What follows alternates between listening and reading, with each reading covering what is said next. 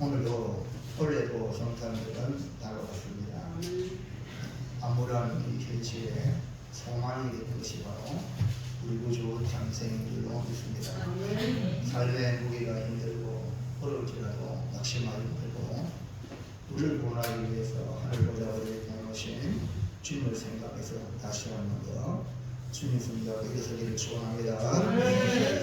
동방 박사들과 교리를 하셨는데요.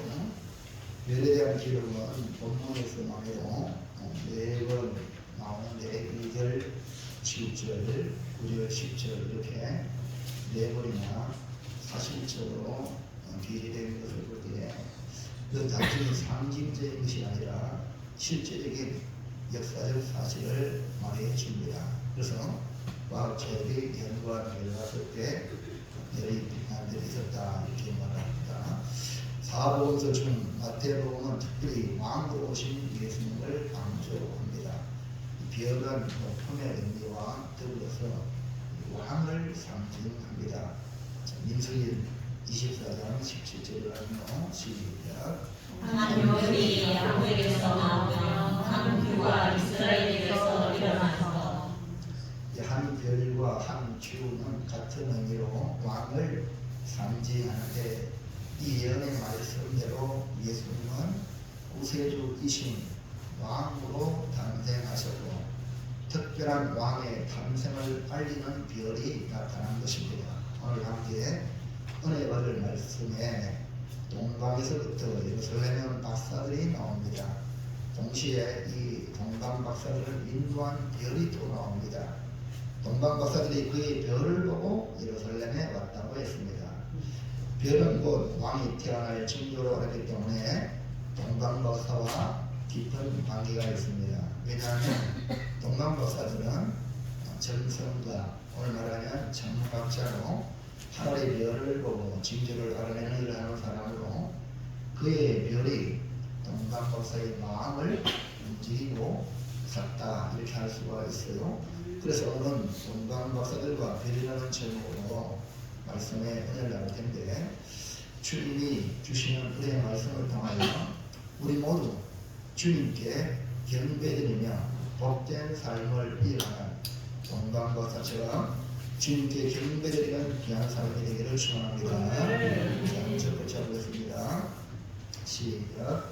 동방 박사들이 예루살렘에 온 목적은 무엇입니까? 우리는 보통 동방 박사를 동방 박사 세 사람 찬송가기를 나왔지만 찬송이 기정해서 동방 박사 세 사람이 아니고 그냥 동방 박사 이렇게 가사가 바뀌었어요. 그러나 성경은 동방 박사를 동방 박사 세 사람을 말하지 않았죠. 그렇기 때문에 몇 명인지 기록되지 않아서 잘 모릅니다. 다만 동방 박사들이 드린 예물이 황금, 유향, 몰약을 드림으로 추론해서 그렇게 3명이 아니겠는가 생각하는데 다른 학자들 보면 한 12명이 된다 이렇게 표현하는 사람도 있습니다. 동방에서 별을 관측하던 오늘날 천문학자인 동방 박사들은 어떻게 여기 예루살렘까지 왔고 그럼 예루살렘의 목적을 말해주는데 그 목적은 무엇인가? 1번 시작. 그의 별을 보고 왕으로 나신 이에게 경배. 예, 그의 별을 보고 왕으로 나신 이에게 경배하러 왔다. 예루살렘에 도착하자마자 그들은 유대인의 왕으로 나신 이가 어디 계시냐라고 물었습니다. 그러니까 왕으로 나셨다. 왕자가 태어난다면 그 모든 백성들에게 좋은 소식이니까 알려지지 않겠습니까? 그래서 이 동방 박사도 그런 의미로 예루살렘에 와서 외치니까 전혀 듣도 못한 소리에 많은 사람들이 놀랍니다. 동방 박사를 자신 있게 말할 수 있었던 것은 동방에서 그들은 그의 별을 보고 왔기 때문에 그런 겁니다. 자, 2장 마태복음 2장 2절 보면요. 시작. 유대인의 왕으로 나신 이가 어디 계시냐? 우리가 동방에서 그의 별을 보고 그에게 경배하러 왔노라 하니 하시니가 어디 있느냐라고 외친 그 이유가 뭐랬죠? 그의 별을 보고 그에게 견뎌왔다. 그의 별을 보고.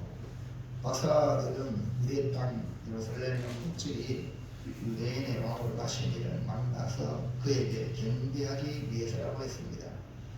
그리고 박사들이 동방에서부터 유대 땅에 올 수 있었던 것은 그의 별을 보고 왔다는 것. 그의 별이 박사의 마음과 몸을 움직이게 했다는 것입니다. 동방 박사들은 예수님의 별을 보고 예수님께서 계시는 곳을 향하여 나아갈 수 있었습니다. 박사들을 인도해주는 별이 없었다면 그들은 아기 예수께 계신 곳에 올 수도 없고 또 출발도 할 수 없었을 것입니다. 사람이 예수님께 나아가기 위해서는 예수님께로 인도해 줄 수 있는 존재가 필요합니다. 여러분도 다 교회에 나와서 예수 믿었죠? 여러분이 하늘에서 뚝 떨어지는 것으로 믿었냐? 조사해보면 다 별과 같은 존재가 있어서 나를 예수님께로 인도해 왔기 때문에 오늘 여러분이 예수를 믿는 주의 성도가 된 줄로 믿습니다. 할렐루야. 감사한 것은 이 자리에 계신 우리 성도들 모두는 이미 예수님께로 인도함을 받은 사람들이 되었다는 겁니다. 그렇기 때문에 우리는 예수님의 이름으로 기도할 수 있고 구원받은 백성으로 살아갈 수 있고 또 하나님께 예배를 드리는 삶을 살 수가 있는 것입니다. 우리를 예수님께로 인도해 주는 별과 같은 존재가 없었다면 우리는 아직까지도 예수님과 상관없는 삶을 살아가고 있을지도 모릅니다. 우리는 또 다른 사람에게 그런 거로 별과 같은 존재, 다시 말하면 예수님을 가리키는 별과 같은 존재의 삶을 살아야 될 줄로 믿습니다. 다니엘서 12장 3절에 보세요. 시작. 지혜 있는 자는 무창의 빛과 같이 빛날 것이요 아는 사람을 옳은 대로 돌아오게 한 자는 별과 같이 영원토록 빛나리라. 우리 모두 바라기를 누군가에게 예수님께로 인도하는 별과 같은 역할을 하는 복된 성도들이 되시기를 주님의 이름으로 축복을 드립니다. 그러니까 예수님 당시 오셨을 때는 이 동방 박사에게는 이 별로 예수님께 인도했죠. 내일도 우리가 만나고 있지만 최초로 주님 오심을 소식 들었던 인물은 바로 목자들입니다. 목자들은 천사가 알려주어가지고 예수님께로 가는 거예요. 근데 그들이 다니면서 예수님의 복음을 전하고 이렇게 복음이 전달돼서 오늘 우리까지 예수 탄생을 알게 된 줄로 믿습니다. 자, 그럼 두 번째 2번 시작. 왕으로 다신 이에게 예물을 황금과 몰라. 왜 이 동방박사가 왔느냐? 왕으로 다신 이에게 예물을 드리려고 황금, 유황, 몰라.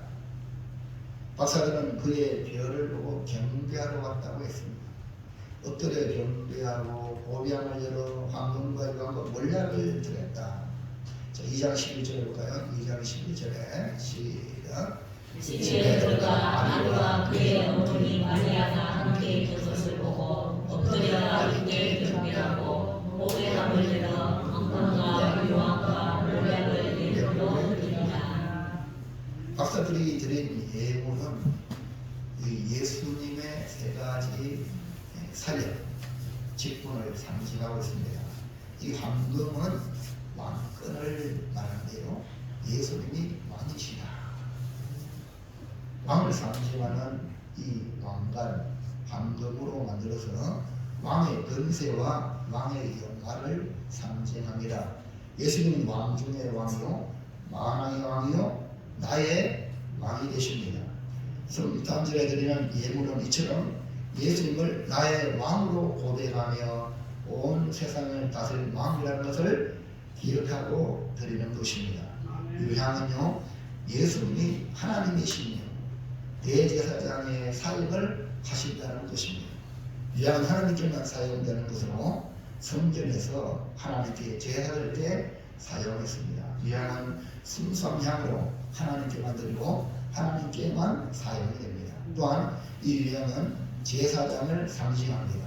성전에서 하나님을 섬기는데 유향이 사용되기 때문에 이 제사장만 사용하는 것입니다. 그래서 예수님은 우리의 대제사장으로서 하나님께 나아가는 길을 여신 분이죠. 옛날에는 오직 제사장을 통해서만 하나님 앞에 나아갈 수 있었지만 오늘날은 예수 믿는 성도는 누구나 다 영적인 제사장, 만인 제사장이 되기 때문에 누구든지 예수 이름으로 나아가기만 하면 응답하고 예배를 하나님께 드릴 때도 예수 이름으로 나아가기만 하면 자유하게 하나님께 예배 드릴 수가 있는 것입니다. 동방박사들의 아기 예수께 유향을 예물로 드리는 것은 바로 예수님은 하나님이십니다. 예수님은 나의 대제사장이십니다. 라는 신뢰한 뜻을 가지고 있습니다. 물약은요, 예수님의 고난과 죽으심을 상징합니다. 예수님은 고난의 잔을 마시고 십자가를 지셨습니다. 세상의 죄를 지고 가신 하나님의 어린 양을 보신 예수님이 당하실 고난을 상징합니다. 또 물약은 예수님의 죽음을 상징하는 예물입니다. 니고데모가 예수님 십자가에 돌아가신 그 예수님의 시체에 바르기 위하여 물약을 가져왔죠. 예수님이 인간을 죄에서 구원하시기 위해 인간의 죄를 대신 지시고 십자가를 못 박혀 돌아가시기 위해 이 땅에 오셨습니다. 동방박사들이 예수님께 드린 세 가지 예물은 황금, 유향, 몰약인데 황금은 만왕의 왕이신 예수님의 왕권을 상징하고 유향은 예수님은 하나님이시며 대제사장이라는 것을 상징하며 몰약은 예수님의 고난과 죽음을 상징하는 예물이라는 것을 기억하시기 바랍니다. 둘째로요, 시작. 예루살렘의 왕의 탄생을 전하자 어떤 말이 일어났습니다. 예, 동방박사들이 유대의 왕으로 나시는 어디 계시냐라고 왕의 탄생을 알렸습니다. 그런데 어떤 반응이 일어나냐? 박사들은 흥분된 마음으로 왕으로 나시기를 만나려 생각이 너무나 벅찬 마음으로 예루살렘 사람들에게 외친 겁니다. 유대인의 왕으로 나시니가 어디 계시냐? 우리가 동방에서 그의 별을 보고 그에게 경배하러 왔노라 이렇게 외친 겁니다. 그러자 예루살렘 주민들은 깜짝 놀라 왕자가 태어나가는데 웬 소문이냐? 웬 소리냐? 하고 막 이 소문이 동방에서 온 박사들이 이런 말을 했다고 소문이 헤롯 왕까지 이렇게 들려지게 되고 예루살렘이 소동하게 된 겁니다. 이때에 예루살렘에 소동이 일어나는데 헤롯 왕과 그들은 어떻게 대처합니까? 1번 시작. 대제사장과 서기관들 대책하여 예. 네. 헤롯 왕이 이 소식을 듣고 왕이 왕자를 하는 거 아닙니까? 근데 왕이 났다 하니까 모두 소리고 그래서 헤롯 왕이 대제사장 백성의 서기관들 불러내고 대책을 마련합니다.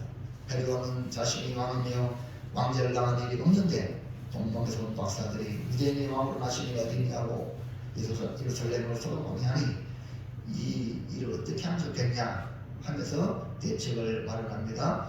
2장 3절 4절 보세요. 시작. 헤롯 왕과 온 예루살렘이 듣고 소동한지라 왕이 모든 대제사장과 백성의 서기관들을 모아 그리스도가 어디서 나겠느냐 물으니 헤롯은 유대인의 왕으로 나시니가 뭐라고 누구라고 알고 있었냐면 그리스도가 어디서 나겠느냐. 그리고 헤롯도 그리스도가 오신다는 걸 알아가는 거예요.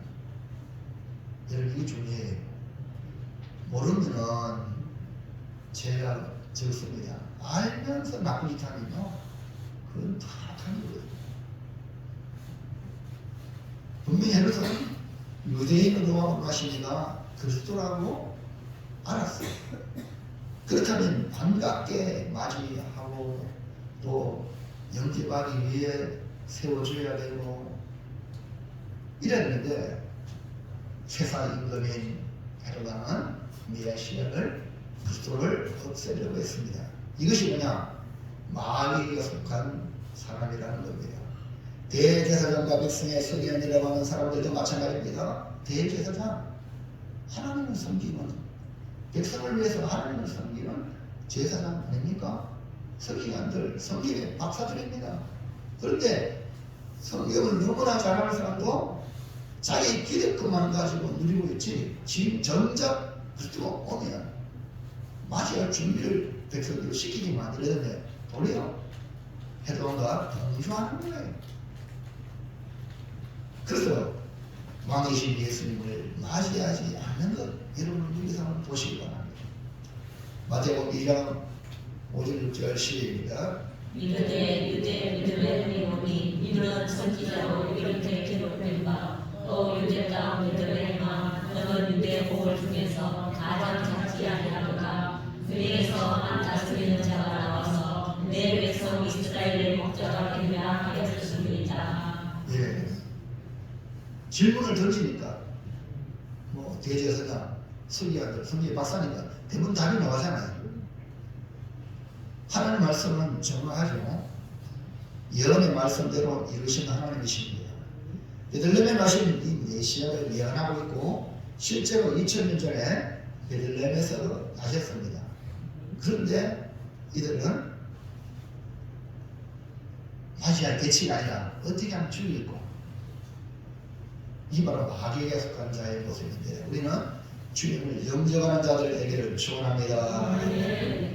자, 2번을 보세요. 시작. 대책을 세우는 그 대책이 바로 아기를 죽이려는 기만책을 가지고 있습니다. 헤롯은 그리스도가 베들레헴에 나신다는 것을 성경적인 근거를 찾아 박사들에게 알려줍니다. 그러면서 아기에 대해 자세히 알아보고 찾거든 알려달라고 하면서 자신도 경비하게 하라고 합니다. 말만 들으면 그럴듯합니다. 다 써먹는 자, 7절 8절 시작. 이에 헤롯이 사마리 박사들을 들어 여기 나타난 때를 자세히 묻고 베들레헴으로 보내며 이르되 가서 아기에 대하여 자세히 알아보고 찾거든 내게 구하여 나도 가서 너에게 경배하게 하라. 헤롯의 계략은 기만 정책으로 속으로는 아기 예수를 지도세도 모르게 죽이려고 그런 계획을 가지고 있었습니다. 그래서 먼저 박사들에게 보내가지고 박사들이 찾거든 그 박사들이 보고해가지고 아무 일이 없습니다. 그러면은 지도세도 모르게 살인자, 군사를 보내가지고 그냥 없애는 거예요. 그러면 전혀 모르고 끝나잖아요. 이런 헤롯의 계략이 있습니다. 이것을 박사들은 모르고 있었지만 하나님은 다 아시기에 박사들에게 꿈에 헤롯에게로 들어가지 말라고 지시합니다. 마태복음 2장 12절 시작. 그들은 꿈에 헤롯에게로 돌아가지 말라 지시하시는가 다른 길로 복음에 돌아가리라. 동방 박사는 꿈에 지시받아서 다른 길로 갑니다. 그뿐 아니라 하나님은 아기 예수를 보호하기 위하여 요셉에게도 형용하여 애국으로 피하라 알려줍니다. 13절 시작. 그들이 떠난 후에 주의 사자가 요셉에게 형용하여 이르되 헤롯이 아기를 찾아 죽이려 하니 일어나 아기와 그의 어머니를 데리고 애국으로 피하여 내가 네게 이르기까지 거기 있으라 하시니. 인류를 구원하러 오신 예수님을 없애기 위해 마귀가 혈안이 되어 세상의 모든 근태가를 내고 통하여 아무리 죽이려고 했지만 하나님께서는 하나님의 하실이 있기 때문에 막으시는 것을 보시기 바랍니다. 하나님의 구원의 역사는 친히 하나님이 이루어가십니다. 여기에 쓰임받고 순종하는 사람은 복 있는 사람인 줄 믿습니다. 자, 마지막 세 번째 볼까요? 시작. 동방 박사들처럼 예수님께 경배드리려면 어떻게 해야 합니까? 네, 우리는 동방 박사처럼 예수님께 경배드리는 자가 되길 축원합니다. 하나님은 자기 백성을 구원하시기 위하여 예수님을 보냈어요. 오늘 저와 여러분을 위해서 예수님을 보내신 줄 믿습니다. 여기에 쓰임받은 이방인 동방 박사들을 기록하고 있습니다. 헤롯과 대제사장들과 백성의 서기관들은 악한 일에 동조하여 그리스도를 없애려고 했지만 이 동방 박사들은 머나먼 길을 산 넘고 물 건너 찾아왔던 겁니다. 동방 박사처럼 예수님께 경배하려면 어떻게 해야 될 것인가? 아까 말드렸죠. 산 넘고 물 넘고 어떤 어려움도 어려움이 아니에요. 하나님께 예배 드리고자 하면 어떤 어려움도 어려움이 넘어야 돼요. 건너야 됩니다. 할렐루야.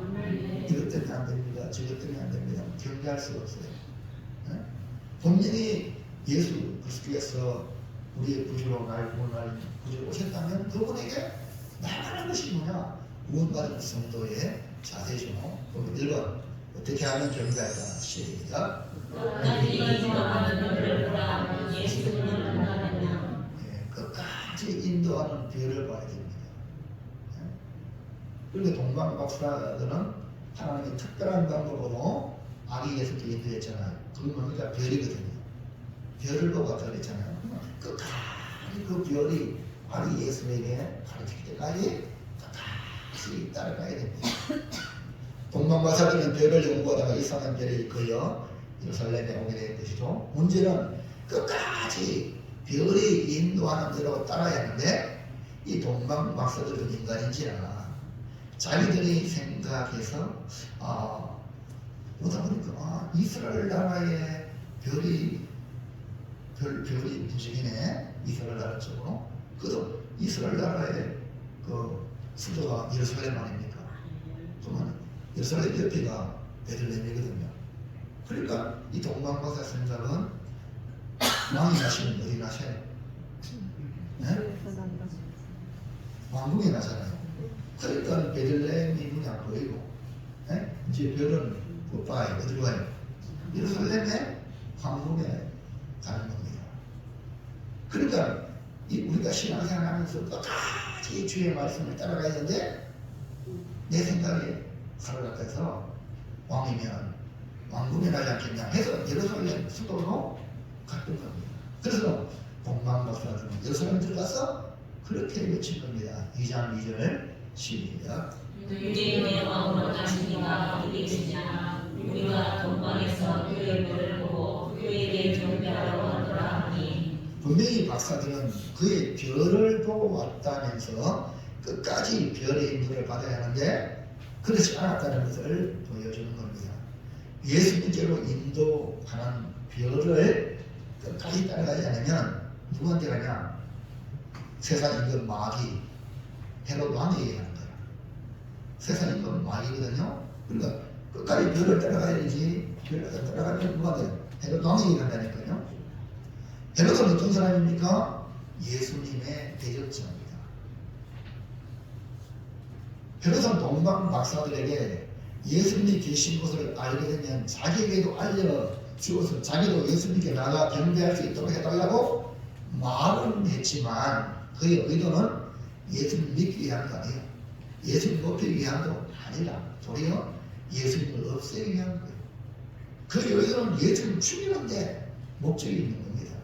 세상 이 마귀는 교회를 없애는 데 목적이 있는 겁니다. 구원받는 사람이 한 사도 없는 것이 바로 마귀의 목적입니다. 다 자유같이 지옥에 끌고 가자는 것이 마귀의 목적이라는 거예요. 2장 16절일까요? 시작. 이에 역시 박사들에게 소문을 알고 심히 노하여 사람을 보내어 베들레헴과 또 모든 지명 안에 있는 사례들을 박사들에게 자세히 알아본 그때를 기준하여 2살부터 그 아래로 다 죽이니. 박사들은 이것을 알지 못합니다. 사람의 속마음을 어떻게 합니까? 그것도 이방 나라 사람이 어떻게 하냐? 우리가 이런 말 하잖아요. 오래 살기도 알고 양심 심리가 아니고 열길 물쏘고 나가도 한 개도 안 되면 사람의 마음을 모른다. 우리 조상들의 지혜 아닙니까? 근데 어떻게 안 됐어? 근데 누군 다 알아. 하나님은 다 아신다. 하나님 모든 걸 알고 계시기 때문에 박사들에게 돌아갈 때는 어떤 길로 가지 말라, 다른 길로 가라, 이렇게 지시하시는 겁니다. 박사들이 베들레헴으로 가니 그 별이 인도하여 아기 있는 곳에 머물러서 있습니다. 2장 9절 10절까요? 시작. 박사들이 왕의 말을 듣고 갈새 동방에서 보던 그 별이 문득 앞서 인도하여 가다가 아기 있는 곳 위에 머물러서 있는지라 그들이 별을 보고 매우 크게 기뻐하고 기뻐하더라. 그리고 예루살렘으로 갔을 때는 별이 안 보이고 이제 거기서 나와서 베들레헴으로 갈 때는 그 별이 문득 앞서 인도하여 아기 있는 곳에 머물러서 있는 거예요. 그래서 이 동방박사들이 그 별을 보고 매우 크게 기뻐하더라. 예루살렘 왕국에서 나오니 그의 별이 나타나 그들을 인도하여 아기 예수께 인도해 주는 것입니다. 이때 박사들이 그 별을 보고 매우 기뻐했다 했습니다. 별의 인도를 받으면 이렇게 기쁨이 있습니다. 할렐루야. 여러분 신앙생활 할 때 기쁨이 없다면 여러분 자신이 문제 있든지 아니면 환경이 문제 있든지 반드시 문제가 있으니까 정돈을 하셔야 돼요. 주의 인도는요, 주의 인도 받으면 항상 기쁨이 있습니다. 아멘입니까? 교회 나오는 게 기뻐요? 정말로요? 여러분 정상이야. 안 기쁘다. 그러면 여러분이 문제 있든지 교회가 문제 있든지 둘 중에 문제 있어. 분명히 별의 인도 받으면 기쁨이 있습니다. 주의 인도 받으면 기쁨이 있어요. 할렐루야. 동방박사가 문제예요? 별이 문제예요? 동방박사가 문제잖아.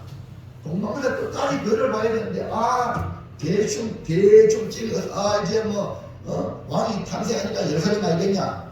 이 생각이 우리 안에도 있단 말입니다. 우리 끝까지 말씀을 바라보고 끝까지 주님을 가르치는 별을 바라보아야 될 줄로 믿습니다. 그리고 별의 인도 받으면 예수님 만날 수 있어요. 그래서 요한계시록에는요 7 촛대가 있죠. 7 촛대가 있고 7 별이 나옵니다. 7 촛대는 7 교회, 세상 교회를 말합니다. 7 별은 7 교회의 사자들입니다. 주님께서는 7 별을 붙잡고 촛대 사이를 걸으시고 있어요. 그래 별이 뭐냐? 7 교회 사자를 했잖아요. 네? 주의 종들이 뭐가냐? 별과 같은 별이 뭐 존재냐? 예수님을 가르치는 거야. 아멘입니까? 눈 뜨세요. 네? 별이 뭘 가르친다고? 그럼 별은 예수님을 가르치는 말입니다. 그러면 그 별이 요한계시록 말씀 받을 그래서 7 별은 7 교회 사자를 했잖아. 주의 종이 뭐 하는 겁니까? 별을 가르치는 거예요. 그럼 여러분 누굴 바라봐야 돼요? 별을 잘 봐야 예수님 만난다니까. 딴 데 쳐다보면 뭐 만난다고. 어려운 잡고 아니. 그렇기 때문에 별을 인도받으면 여러분 주님 만날 수 있는 줄로 믿습니다. 2번 시작. 예물을 준비하라. 주님의 사역을 위해. 동방박사들이 드린 예물은 가장 값비싸고 귀한 것이지만 더 중요한 것은 이 모두가 이 예물이 주님의 사역을 대변한다는 거예요. 주님이 하신 일을 나타내 주는 거라는 거예요. 다시 말해서 잘 들으세요. 우리가 드리는 예물, 크든 적든 잘 들으세요. 우리가 드리는 예물이 모두 다 주님의 사역을 위해서 확실하게 사용된다는 것을 믿으시기 바랍니다. 우리 주님이 성전 앞에 번개에 헌금 넣는 성전을 바라보면서 두렵도 넣는 과부 주님 그걸 보셨어요. 사람들은 이거 무슨 큰일에서 되면 되겠냐. 그러나 이 사람은 부자가 넣는 것보다 많이 넣었다고 했어요. 그러니까 우리의 판단이 아니에요. 여러분이 드리는 모든 것 하나님이 귀하게 주의 손에 들리기만 하면 값진 줄로 믿으시기 바랍니다. 소진의 도시락 물고기 답이 나와야 되지. 소진의 도시락 500이요. 물고기 어렵죠? 오늘의 도시락이 주의 말씀을 듣는 주의 백성들에게 5,000명이 먹고 남았다는 게 12왕들이라. 아닙니까? 이렇게 드리는 이 헌금 소중하게 귀하게 드리길 바랍니다. 정말로 준비해서 하나님께 드리는 예물은 주님이 값지게 사용하신다.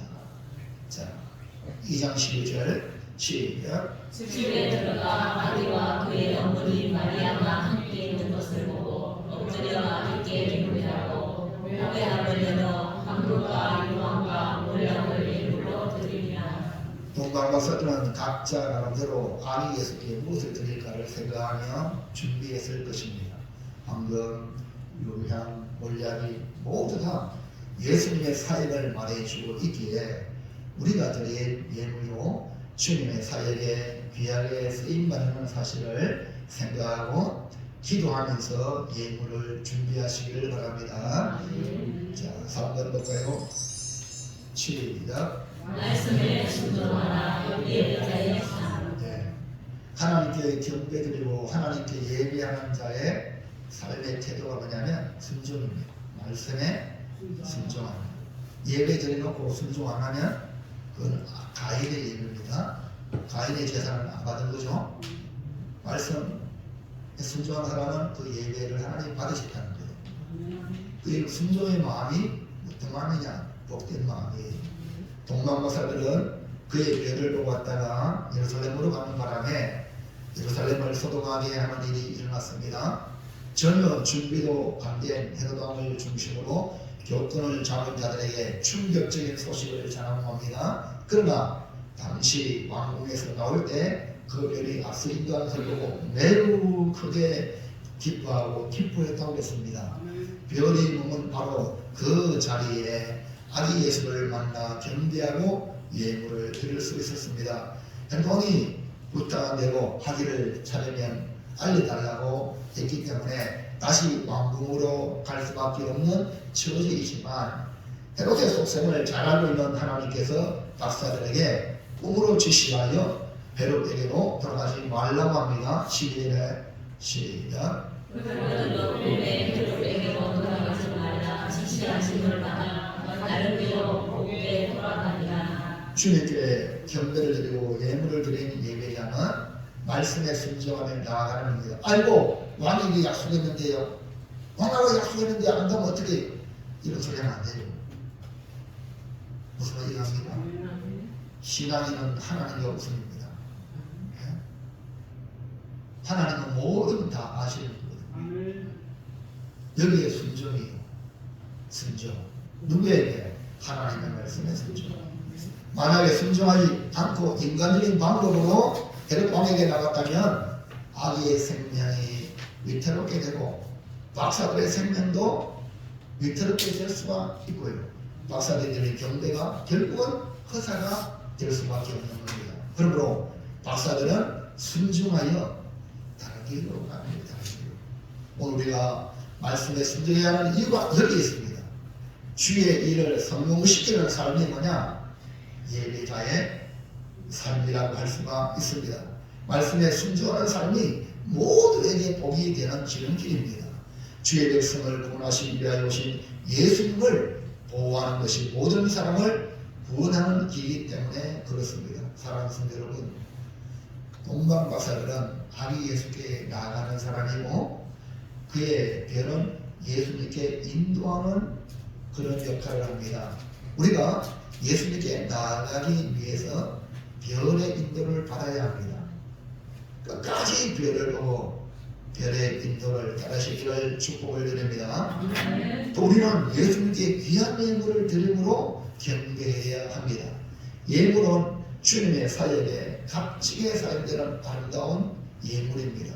내가 드린 예물이 주님의 사역에 귀하게 쓰임받는다는 사실을 기억하고 여러분이 그런 적도 들을 때에 참성껏 들으시기를 주의 이름으로 축원합니다. 우리 옛날 어르신들은 저 같은 경우도 우리 할머니는 저한테 새돈 있으면은 건강할 때 있어요. 배는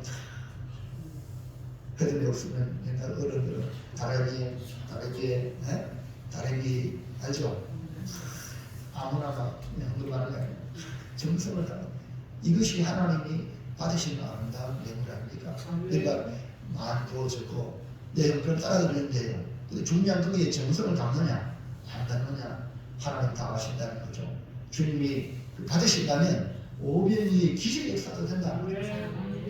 우리는 예배자로 하나님께 경배한다면 했다면 이제부터는 말씀에 순종하며 살아가야 될 것입니다. 인간적인 것에 매이지 말고 오직 말씀에 순종할 때 주님의 사역이 선하게 이루어지게 된다는 사실입니다. 이제부터 주님을 가르치는 별의 인도를 따라가는 저와 여러분 되기를 주의 이름으로 축원합니다. 축복합니다. 정리합니다. 전설을 읽어볼까요? 시작. 놀라운 박사들과 예수께로 인도하는 대로 끝까지 바라보고 예물을 준비하여 경배드리고 말씀에 순종하는 예배자로 주의 일에 협력하겠습니다. 아멘입니다. 아멘입니까? 우리 근정의 성도님 오셨지요? 대답하세요. 네. 예. 그 시간 보이죠? 네. 노란 것이 한번 봐요. 동방 박사들과 별을 바라보고 예물을 준비하여 말씀에 협력하겠습니다.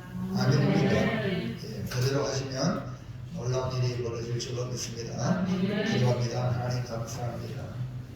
동방 박사